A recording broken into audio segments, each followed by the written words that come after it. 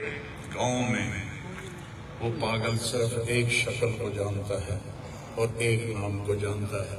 وہ نام تو پکار نہیں سکتا تھا, کہتا میاں میاں میاں. یہ صرف ایک اس عاصم جمیل کو وہ جانتا ہے جو آج ہم سے رخصت ہو گیا, اور یہاں ہم بے بس ہیں اور اللہ کی تقدیر پر ہم راضی ہیں. اور السعید من وعظ بغیرہ, موت سے اپنی موت کو یاد کرنا چاہیے کہ ایک دن میرے اوپر بھی یہ آئے گا اور میرا بھی سانس نکلے گا اور زندگی کا دھاگا ٹوٹے گا. یہ اس بچے نے وہ کام کیا علاقے میں جس کو میں اپنی تعریف نہ ہو جائے, یہ اللہ کی امانت تھی. اللہ نے اس کو اپنے پاس بلایا, لیکن بہت کم والدین کو ایسی اولاد ملتی ہے, بہت کم والدین کو ایسی اولاد ملتی, اور اسے جوانی میں اللہ نے بلا لیا. تو میں راضی ہوں, میرا سارا خاندان بھی راضی ہے, لیکن یہ رونا تو میرے بس میں نہیں. حضرت ابراہیم رضی اللہ عنہ میرے نبی کے صاحبزادے جو حضرت ماریہ کے پیٹ سے پیدا ہوئے تھے, تو انہوں نے اوالی میں ان کے لیے ایک باغ میں کمرہ بنوایا تھا, اور اس میں دودھ پلانے والی عورت کو اس کے سپرد کیا تھا. اور آپ مدینہ سے نکلتے اور جا کر حضرت ابراہیم کے ساتھ کھیلتے, پیار کرتے, محبت کرتے, اور پھر واپس آ جاتے. ایک دن 18 ماہ کے ہو گئے. 18 ماہ کا بچہ بھاگنے دوڑنے لگتا ہے, بابا بابا کہنے لگتا ہے, ماما ماما کہنے لگتا ہے. تو آ کر خبر دی ایک صاحب نے, یا رسول اللہ, ابراہیم نزع کی حالت میں. تو میرے نبی مجلس میں تھے, صحابہ تھے, آپ کو سب کچھ بھول گیا, اور آپ اتنی تیزی سے نکلے کہ آپ کی چادر نیچے گر رہی تھی, اور صحابہ پیچھے آپ کے بھاگ رہے تھے, تو اس چال کو وہ پکڑ نہیں پا رہے تھے. اور جو ہی آپ کمرے میں داخل ہوئے اور ابراہیم کو اپنی گود میں لیا, تو اس نے اسے اپنے بابا کو دیکھا اور اس کی آنکھیں بند ہو گئی, اور میرے نبی زار و قطار رونے لگے. اور فرمایا العین تدمع والقلب یحزن ولا نقول الا بما رضی اللہ تعالی بنا. کہ ابراہیم بڑا دکھ دے کے جا رہے ہو, آنکھ اشک بار ہے, وہ دل زخمی ہے, لیکن ہم وہی کہیں گے جو اللہ کہتا ہے کہ ہم اللہ کی تقدیر پر راضی ہیں. جب ان کی تدفین کا وقت آیا تو آپ ان کی قبر میں اتر نہیں سکے غم کی وجہ سے. اتنا صدمہ تھا, آپ قبر کے کنارے بیٹھے ہوئے تھے اور کہنے لگے ابراہیم کو اتارا, ابھی میں نے بھی کہنا ہے عاصم کو اتارا. اور آپ کی آنکھوں سے پھر آنسو جاری ہو گئے. پھر آپ نے ایک جملہ اور فرمایا کہ ابراہیم, اگر یہ مجھے پتہ نہ ہوتا کہ میں بھی تیرے پیچھے آنے والا ہوں, جلدی آنے والا ہوں, تو میں اتنا غم کا اظہار کرتا کہ لوگ دیکھتے, لیکن میں بھی تیرے پیچھے ہی آ رہا ہوں. 6 مہینے بعد آپ کا بھی وصال ہو گیا.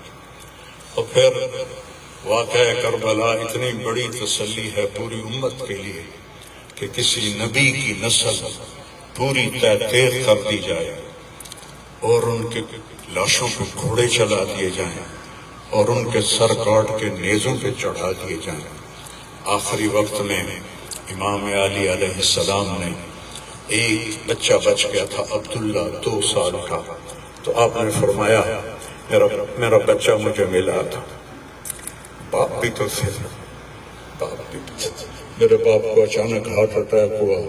میری ایک بہن لاہور تھی, ایک فیصلہ تھا, کہتے کہتے مر گیا. میری دھیاں میں نے ملا دیو, اور میری دھیاں میں نے ملا دیو.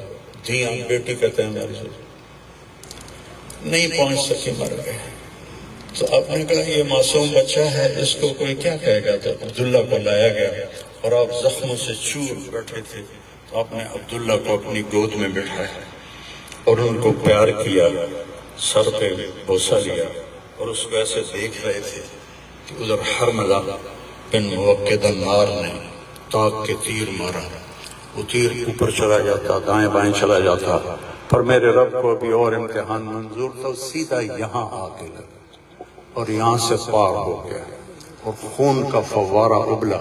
تو آپ نے اپنی ایسے لب میں لے کر یوں کیا، یا اللہ جے تو راضی ہے تو میں بھی راضی ہوں، جے تو اس گل تے میرے تے راضی ہے تو میں بھی راضی ہوں، پر انہوں نے کوئی بدلہ تو ضرور لیں۔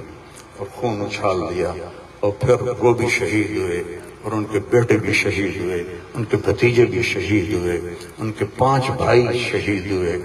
تو بھائیو، بے شک وہ بڑی اونچی ذات تھے، پاکیزہ لوگ تھے، اللہ تعالیٰ کے محبوب مقرب لوگ تھے۔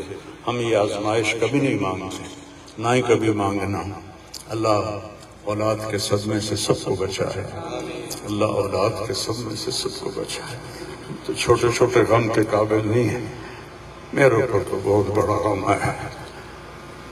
میں اللہ کا شکر گزار ہوں، اور یہ سارا مجمع دیکھ کے مجھے حوصلہ ہو گیا ہے کہ میرا بیٹا واقعی بہت نیک تھا، جس کے لیے اتنا مجمع اس کے لیے دعا کرنے آیا ہے۔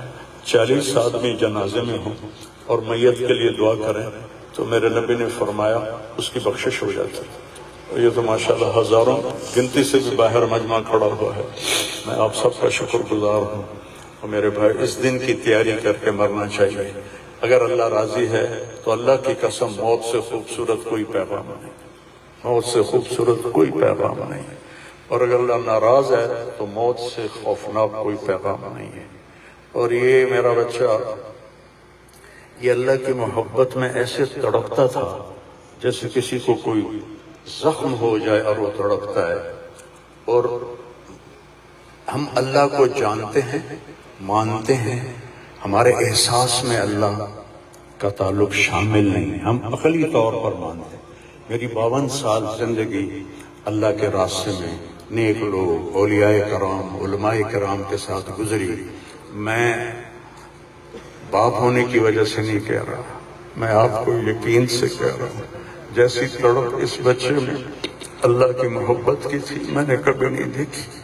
یہ 2 گھنٹے مجھ سے بات کرتا تھا اور میں اسے بیٹھ کے سنتا رہتا تھا۔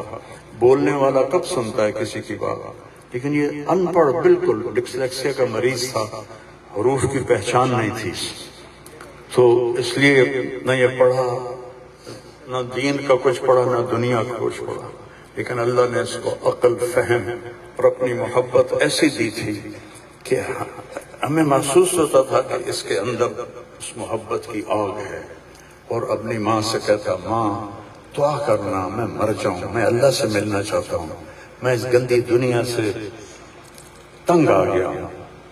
30 سال کی عمر میں اس نے یہ کہنا شروع، میں جانا چاہتا ہوں، اگر اللہ مجھے کہے کہ تمہیں رہنا ہے یا جانا ہے، 1 سیکنڈ میں کہوں گا مجھے تیرے پاس آنا ہے، مجھے تیری ملاقات کا شوق۔ اور مجھ سے پوچھتا، بابا آگے اللہ ملے گا مجھے؟ میں نے اس سے بڑی باتیں کرنی ہیں، مجھ سے ملے گا؟ میں نے کہا انشاءاللہ آج تم ملو گے اپنے اللہ سے، ضرور ملو گے۔ تیری تڑپ، تیری تمنا رہتی تھی میں اللہ سے ملوں۔ میں نے اپنی زندگی میں صرف ایک آدمی دیکھا ہے، یہ بچہ جس کے احساسات میں اللہ کی محبت تھی۔ احساسات جیسے ہمارے درد ہمارے احساس میں بھی جب شامل ہوتا ہے پھر ہم ہائے ہائے کرتے ہیں، اور جب تک شامل نہیں ہوتا تو ہم چلتے رہتے ہیں۔ اس بچے کو اللہ نے اپنی قدرت سے یہ تعلق اور محبت عطا فرمائی تھی، اور بس میں اور کیا تعریف کروں، میرا تو سینہ ویسے ہی زخمی ہے۔ یہ بہت عالی شان بچہ اللہ نے مجھے دیا تھا، میں اللہ کی تقدیر پہ راضی، اس نے اسی کا تھا، اس نے لے لیا۔ بھائیو، موت سے پہلے مرنے کی تیاری کر لو، آپس کی لڑائیاں چھوڑ دو، آپس کے جھگڑے چھوڑ دو، آپس کی نفرتیں چھوڑ دو۔ مرنے والے سے پوچھو کہ نفرت کا کیا فائدہ ہے، جھگڑوں کا کیا فائدہ ہے۔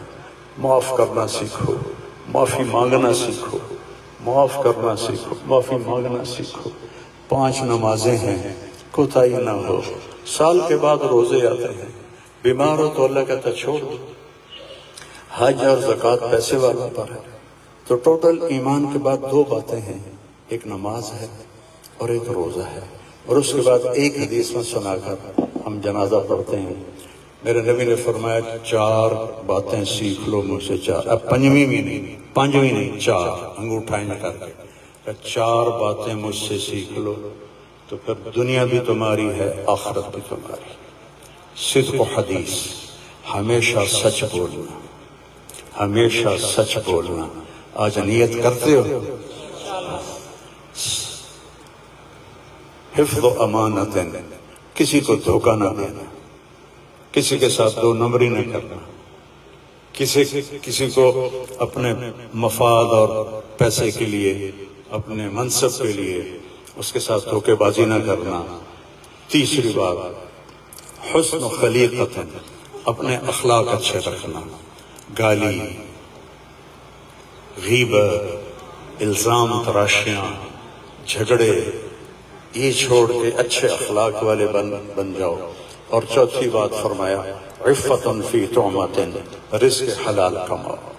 اب سارے مجمع سے میری اپیل ہے، آج کے بعد نماز پکی کرنی ہے اور سچ بولنا ہے اور کسی کو دھوکہ نہیں دینا اور اپنے اخلاق اچھے کرنے ہیں، کسی کو گالی نہیں دینی، کسی کو بے عزت نہیں کرنا اور رزق حلال کمانا ہے۔ تو انشاءاللہ میرے نبی کا وعدہ ہے دنیا بھی تمہاری ہے، آخرت بھی تمہاری ہے۔ آؤ ہم اپنے بیٹے کو رخصت کریں۔